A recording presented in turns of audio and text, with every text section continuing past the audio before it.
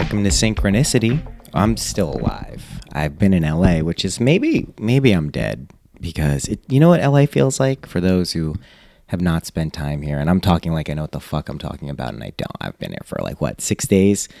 It's like San Junipero in Black Mirror. You know, when everyone's dead and they go to this utopian place and they can choose to live there for as long as they want, and that's kind of what it feels like to me. So I'm stuck here. I'm in San Junipero. I stayed for an extra day. It's gonna be fucking awesome.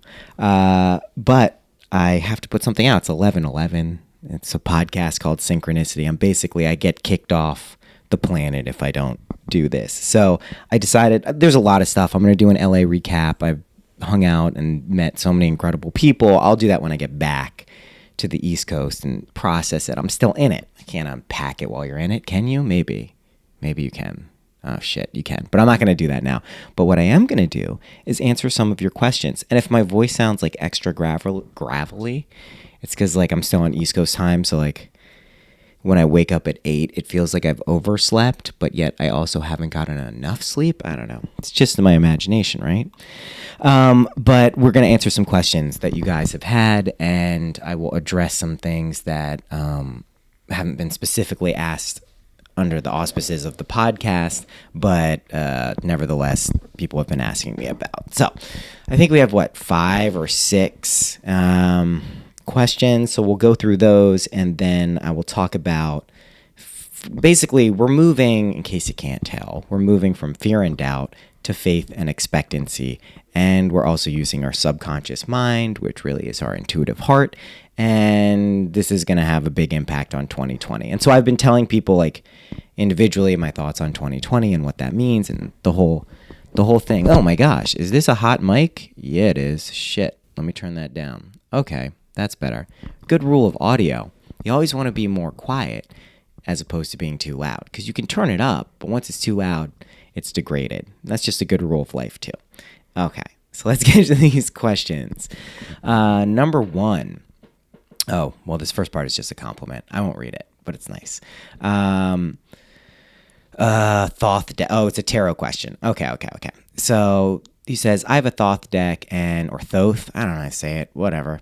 I have a Thoth deck and was wondering what helped you in the beginning with the tarot. And actually, several people have been asking me this, and this is where I kind of get frustrating for some people, and other people know what I'm talking about. So I don't use tarot.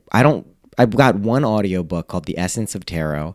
I listened to it, and I think I got more from it in terms of what not to do in terms of my personal approach than actually stuff. It did lay out some very amazing connections between tarot and astrology, and that has been very helpful. But my approach to tarot and all divinatory oracle readings, whatever you want to call them, is you remember how you like to do it. If this is something you're really going to be doing, you have to trust yourself that you know what this is. And the cards are always you, regardless of the deck. So they're a mechanism in which we use a deeper part of our subconscious, our heart, our soul, our higher self, whatever you want to call it, to communicate to ourselves. What helped me learn that more than, yes, I do my own reading sometimes and all of that stuff, but doing it for other people really validates that, because you see the cards just being the people, and you just say that and they're like, oh my God, how did you do that? I'm like, I didn't do anything. I'm just interpreting these cards and things come up because of that, and it's you, so of course it makes sense. So I know it's frustrating, but basically you got to trust yourself and allow yourself to know the answers to these decks. Numbers can help, the number of the cards, the suit of the cards. All of these things are little inroads, but it is a process of just trusting who you are and what you're doing and why you're doing it. And that's also just for life in general. You know what I mean? It's it's just a good thing to do in life. Okay. Number 2. That was a good answer. I was good. Number 2, creating situations of actual circumstance. There's a difficulty to actively, or it feels difficult to actively feel the reaction to something that appears to be only internal. Okay. Yeah. Here's the thing, though. you got to remind yourself that this world is actually less real than your imagination. Do you know what I mean? Like, that's the key there, because you'll then start reacting to things in your imagination or just what you feel and believe internally as though that's the actual reality, which it is. And then watch what happens to external reality, which we have assumed is the real thing. It's pretty incredible. It's pretty incredible. And it happens and it works for everything. And like, you know what? There's karmic knots here. There's tension points. There's things that we're both aware of and unaware of that create those tension points.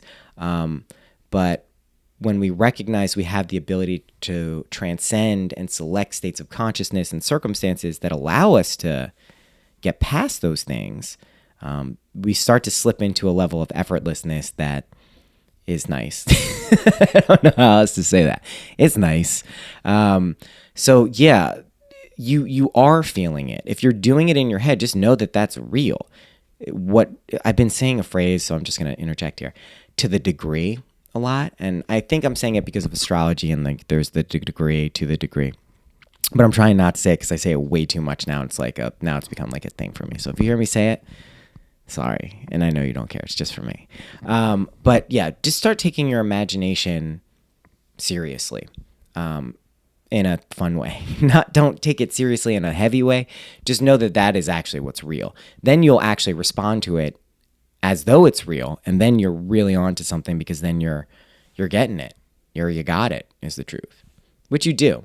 And to be clear, like, you're doing this all the time. Like, most of us wouldn't want to will in a state of depression or anxiety or something like that, but yet we feel it and we react to it as though it's real, and therefore it is. So we're doing it anyway. Okay. Number 3, collective dream. Oh, that he didn't write that. I wrote that.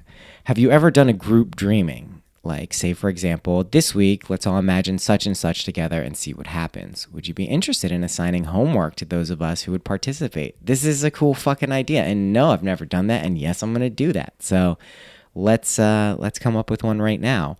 I guess the function of this would be to prove that if we collectively are setting our intention for a specific event, that would happen. So I want to tweak this a little bit, and I mean, it's pretty open-ended. I guess I just made that up. But let's do this so we will all experience something individually, but have the collective intention to experience it. So let's pick something. This week, let's imagine finding something we'll find or see. What's something sufficiently weird and that everyone would have the opportunity to see? How about a cloud shaped like a bird? And I know that's like, oh my God, it's clouds. They could be anything. It's like a Rorschach, but it's got to be like a real bird. You know what I mean? It can't just be like, this kind of looks like a bird. So you're going to have to use it. We're going to start small and nebulous and cumulus. Oh man, Los Angeles is just changing my mind. So let's start with, fuck a cloud. That's too stupid. What's something cool? Just bear with me while I think of something cool. I mean, I have a lot of cool things, but not everyone is going to want to do those things. All right, someone will give you, I know some people don't like the money stuff, but someone's going to give you some money that was completely unexpected. You're going to get some money. So just imagine that. You don't imagine the scenario. You imagine the feeling of it having happened. So do this as a dream exercise, because this is the dream, right? That's what we're getting to here. So yeah, someone's just going to give you some unexpected money, an unexpected source. And it wouldn't be through a traditional means. You know what I mean? Like, it wouldn't be like, oh, well, these people owed me money. Well, I guess it could be that, but like something unexpected. Okay, so just imagine that and see what happens. That would be fun. Okay. That was more of like a direction than a question, but I liked it. Number 4, how to hold doubt. And what's the relationship between knowing something is going to happen, but still having doubt, or having doubt come up, but then the thing still happens? And then I also added, what about the converse of that? So you're imagining this horrible thing. Oh my God, it feels so real. And then it doesn't happen, right? So something is going on there. And this is a great question. And this is a threshold guardian question. And boy, oh boy, those threshold guardians have been popping up, right? Big time. I mean, Mercury retrograde, Scorpio season, karmic purge going into the age of Aquarius. There's so much shit, right? So doubt does pop up. We get good at trusting our subconscious. I'm reading a wonderful reading. I'm listening to a wonderful book by James Murphy, or is it Joseph Murphy? Fuck. God, you'd think I would know my shit, but sometimes I don't. Joseph Murphy. So Joseph Murphy also studied with Abdullah, and Abdullah was Neville Goddard's teacher. But there's a kind of a shift in perspective. Now, Neville Goddard has dealt with ideas like subconscious, unconscious, conscious mind, but he's pretty mystical for the most part, Neville Goddard. And Joseph Murphy, why am I calling him James Murphy? Joseph Murphy kind of took a more, well, there's certainly elements of spirituality and mysticism embedded in what he talks about. It's more kind of the subconscious and conscious mind and how to build the bridge there and make that connection. And for anyone who's into Jung and dream analysis and all this stuff, it like kind of like your ears perk up and you're like, oh, what now? So it's a more, I would say, grounded and earth-based and tethered, like earth energy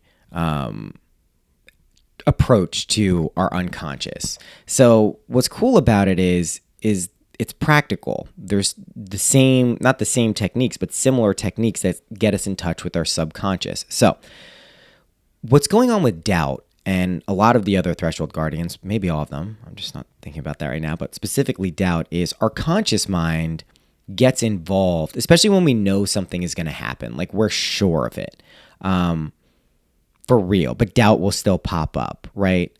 That's our conscious mind interfering with a deeper level of conviction that we have.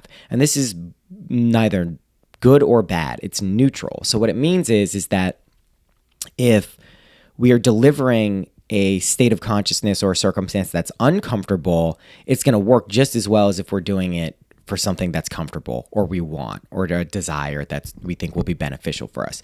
So doubt comes in in both forms, right? And this is what I was saying. Like it comes in because you know this great thing is going to happen. You can feel it, but then doubt's still there. Like, what the fuck?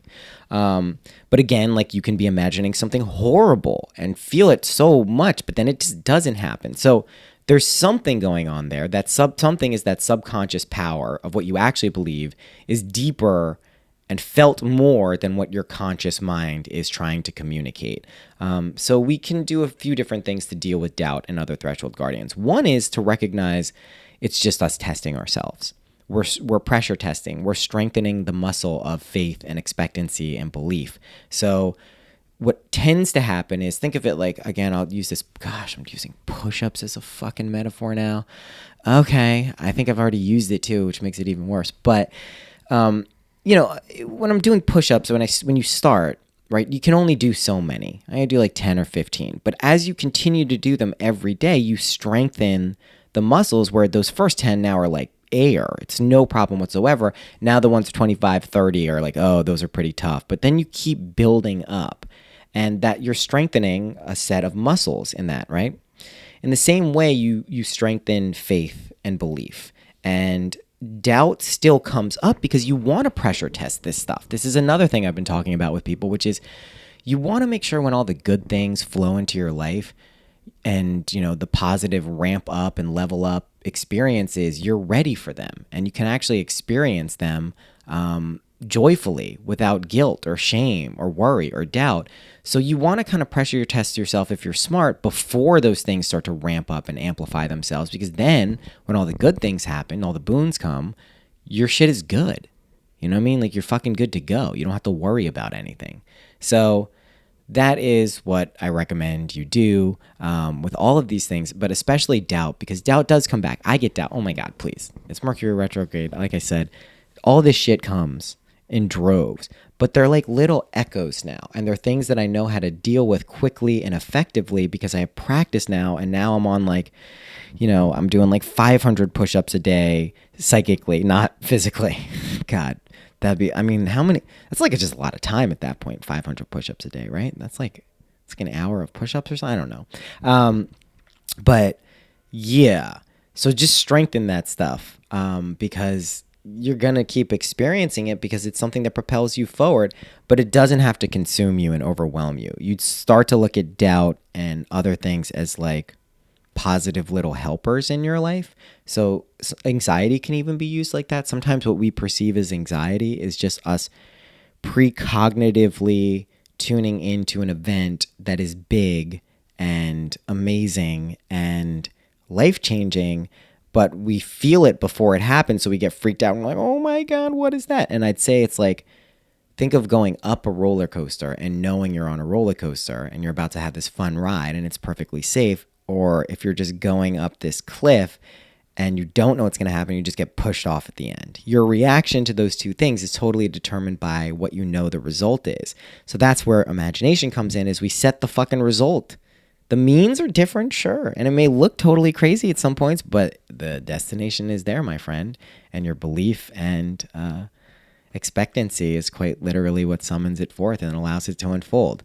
Okay, that was a good answer. May have microdosed. Question number 5. I figured out what it is that I want the most at the moment, which is basically just to be functioning at a high vibratory state, not just for my own sake, but for the benefit of my relationships and the people around me. My mental health, moods, and energy levels have all been really inconsistent lately, and it's been taking quite a big toll on my life work. I'm wondering what kind of scene I could surmise that would be the most effective for helping me manifest this desire. At the moment, before I fall asleep, I've been imagining a scene where I wake up feeling really switched on and good. I've been combining this scene with sensory details such as birds chirping, the physical sensations of lying down in bed, the visuals of looking at the books on my bookshelf. Okay, great. You're doing it. You know, the inconsistency is what I would refer to as oscillation more than inconsistency, because inconsistency is kind of like we judge ourselves for that. It's like, why are we not doing what I'm supposed to be doing? It's like, don't do that. It's just you're oscillating between states of consciousness, and that, again, use this tuning analogy. We tune the strings of our instruments so they're in the right key so they can play the right music. You're in the process of tuning yourself up. But I will say, just based on what you wrote, I caught something you're doing, and you might not have seen it. Yeah, here it is. My mental health, moods, and energy levels have all been really inconsistent lately, and it's been taking quite a big toll on my life work. You are creating that for yourself by writing and expressing that, okay? Change that sentence. Here's what you said again. My mental health, moods, and energy levels have all been really inconsistent lately, and it's been taking quite a big toll on my life work. It's okay to recognize that. It's okay to discern that. I'm not being too hard, and I see you're putting in the work to do this, but I wouldn't even really acknowledge that. You've created now a belief and a pattern that exists in the past. The propensity for that to continue into the future is like everything else in this world, right? You create something, it's there, and then lo and behold, like it's created, it unfolds. So be aware that that's what you're doing, because you can change that sentence, change that state of mind, and you're fucking good to go, right? So do that. Number 6, if we're all creating our own reality and just to go back to that other question, I don't want to leave it too quickly. Just pay attention to your mental diet. Pay attention to what's going on in your life and what thoughts you're telling yourself. There's no limit to this imaginal stuff. The limit is our belief of where we jump off and it doesn't work, whether that's our health, our wealth, our success, our relationships, transcendence, enlightenment. It's up to you. Just don't forget, you create it all. Number 6. If we all are creating our own reality with our imagination, how do you explain things, whether they're good, bad, or indifferent, which we never consciously or subconsciously imagined? Take, for instance, a seemingly minuscule event that may occur while driving. Even this morning, I happened to notice a large garbage truck switch lanes, after which turned on these rear lights in a beautiful shade of blue. This seems to be a meaningless occurrence, and certainly not one that I would have imagined. I haven't tried to think, what could something so unimportant lead to? I can't come up with anything, and there are a lot of details like this that happen in everyday life. And I think I responded to you, and then you're like, that doesn't make sense. And I believe what my answer is you do imagine things, even the things you don't remember. Deja vu is an instance where you catch for a second that you imagined something before and now it's playing out. I had one the other night at this bar in LA, and it's usually in the future or in the past, so there's a distance to it, so we can't fully recognize it like for what it actually was. But while I was in this bar at the Comedy Store, is that what it's called? Comedy Store? Yeah. Saw Duncan. He was great, by the way. It was cool. I ended up staying there like until they closed. It was a really fun time. But I was talking to a girl there, and we were just talking. She had lived in LA for 6 years, and she wasn't tired of it. And her boyfriend had just moved there 4 months ago, and he was just like totally loving it.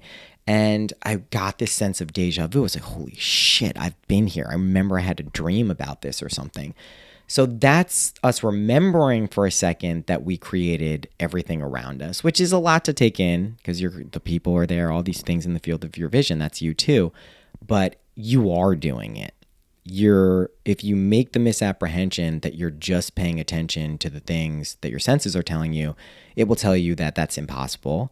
There's no way you could be responsible for everything. It doesn't make any fucking sense, but it is true. It's 100% true. And I'm trying to eliminate when I tell people they have to do things.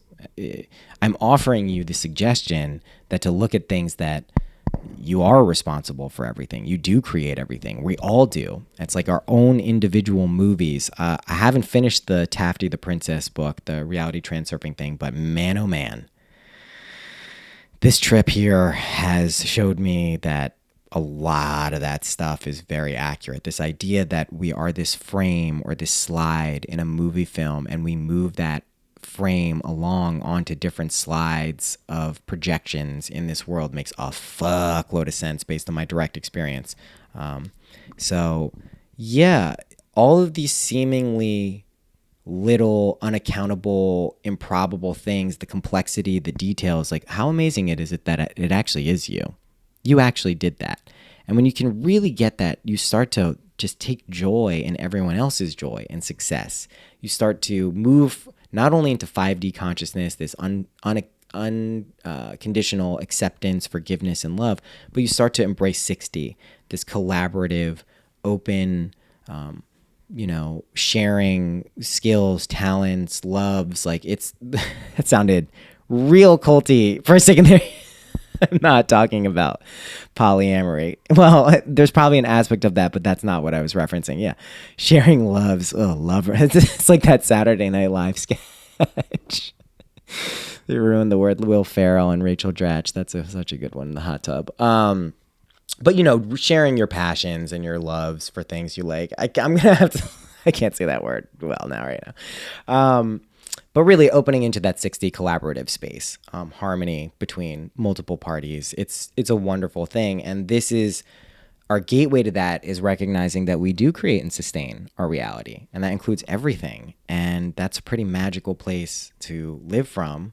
And as you can tell, I've been living from that space for a while, and it's great. It's truly wonderful.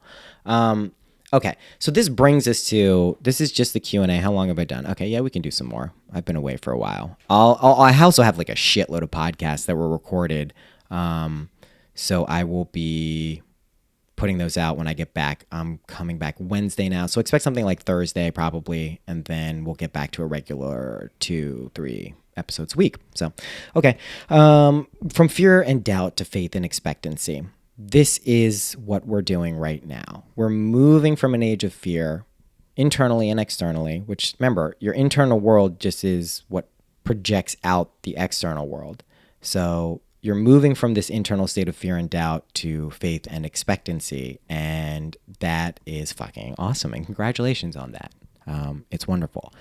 So this is a process. It's not something, I mean, it can happen instantly, but unpacking it and consciously accepting it seems to take some amount of linear time for most people.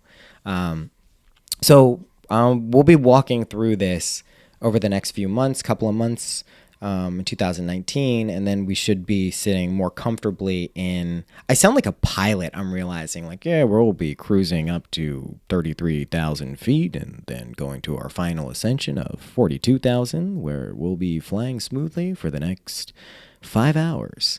That's, we can't. The pilot the other day when we had a little turbulence was like, we just can't control Mother Nature. And I was like, dude, I want the pilot who's like, I've learned how to control Mother Nature. This is, dude, me that guy.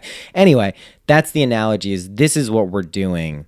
We're moving to a new destination, maybe physically, maybe otherwise, but certainly internally. And it's better in the sense that when you don't have fear and doubt dominate your life and you recognize them as helpers and friends and maybe little tricksters sometimes that are helping you to see things, shit is just better.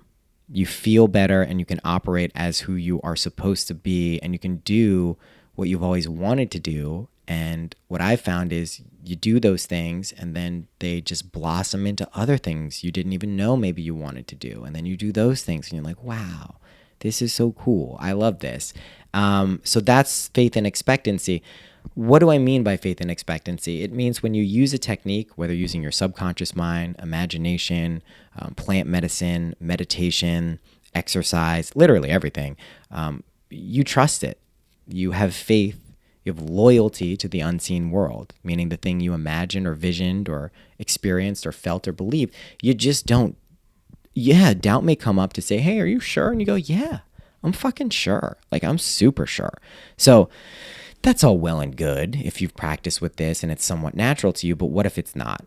How do we do that? This is where I found for people who have a difficulty dropping their logical and analytical minds, what they can do is use this paradigm of subconscious conscious. And I use the cards for this a lot with that Bridge of Destiny spread, and it's great. So again, just to recap, your conscious mind is masculine, it's objective, it's rational, it's selective, it's aware of things, right? We're awake here, we can be aware of something we want. If we go to our subconscious mind, it's feminine, and this has nothing to do with gender. It's non-objective, or it's subjective is the word I'm looking for. It's impersonal, it's non-selective, it's irrational. It doesn't mean bad. It just means if we deliver a state of consciousness to it, like a feeling, it gives us that no matter what it is. If it's happiness, it gives us happiness. If it's depression, it gives us depression. I'll use the same analogy. If we say, I don't want to be unhappy, and we feel unhappy when we say unhappy, it delivers us that. It hears unhappy. There you go. So we are trying to correct or get good and adept at this process of having our conscious mind use it, stabilize it, deliver a message to our subconscious, which then inevitably allows it to unfold, and not doubting that process. So again, the techniques I like to use, let's talk about a different one. I always use the visualizing one. It's 11:11. Let's do some sound stuff. Let's revisit using your friends' voices as angels. So you imagine, oh, I know, it's because I'm in Los Angeles. This place is so fucking weird. Wait till the recap, because holy shit. Anyway, I'm just calling it San Junipero. Fuck it. We use our friends' voices to deliver the good news. And what I mean is you're finding this liminal boundary as you're in this state between going to sleep and sleeping, or smoking weed and in this world, or just realizing this is how everything works. You imagine your friends reacting to you in the way that they would react if the thing you wanted actually had happened. So they just say, oh, wow, that's so great. You got that. I'm so happy for you. And just go through all of your friends, or a few very special ones, or one, and just have them react as though the thing has happened. And you'll start to feel like that. So we can use this to deliver messages to our subconscious, these parts that are hidden from our conscious mind. It's 11:11 in California on 11:11. Caught that. Pretty cool. And I haven't been waiting for it. I was just like, what time is it? 11:11, of course. So use these feelings and angel voices to essentially impregnate your subconscious mind and allow it to happen. Think of it like where like an actual baby is made. Making babies, sexual healing. Although, well... It's a good song, though. Everyone go listen to Sexual Healing by Marvin Gaye. It's just like when you get it. Also, the other thing is like when you kind of like wake up to this shit, music gets so much better. I don't even know how to describe it, and I love music. But anyway, think about a baby. You make a baby. Pregnancy is a thing. You don't look at the stomach constantly and say, is the baby still there? Is the baby doing? What's it going to do? What's the baby going to do? Is the baby going to do it? Is the baby going to do it? Because what happens is the baby comes because it's a part of the process. It's just like this when we impregnate a state of consciousness in our mind. It's coming. It's 100% coming. Everything has its gestation period. Everything has its time and place to unfold. Don't question it. At worst, you can delay it. You won't destroy it. You don't really abort it. You can always plant other seeds into your consciousness and have those unfold. So that's always your subconscious mind is like your intuition. It's your intuitive heart, right? When we talk about heart space, and we do want to balance our heart and our mind, right? Not just one over the other. And our mind is that conscious awareness. And I know I'm using terms interchangeably here. It's the masculine, and our subconscious is the intuitive heart. It's our feminine. And we balance those energies like that too. We balance our elemental energies, earth, air, fire. I almost just said heart. I'm basically just Captain Planet. Earth, air, fire, and water. When you balance those, you get the quintessence, which is the philosopher's stone, which is the realization of everything, and this world becomes a lucid dream, and it's amazing. But we're balancing all of these energies, and just be patient with yourself, okay? Be patient with the people around you, because they're you too. If you have a strong imagination, make sure you're not creating situations for other people. If you think someone's a schmuck because they're acting schmucky, but you're sure of it and you have a strong imagination, you're making them a schmuck. It's your fault. So don't do that. That's it for this episode. Go check out podcasts on MindPod Network. I was on a bunch of podcasts here. Those will be out. Shit is good. Everything's great. California's good. I'm definitely going to be back here sooner rather than later. Just ride the wave, relax, dig deep. This is the time for digging deep and facing your fears. So do that. It's not heavy. It can be fun. Okay. I've been talking, and it's we got some energy going on. All this shit is super fun. It's super duper fucking fun. Do not let it be not fun. Don't be deluded. Don't be crazy. Don't be like a person at a funeral, like laughing like a maniac, but just be cool. It's all good. It doesn't have to be heavy. This is really taking us to a pretty special place. So that's it for this episode. Rate and review, all those things. Subscribe, tell a friend, do the things that one does to support a podcast. I will see you in a few days. All right. Happy imagining. Bye-bye.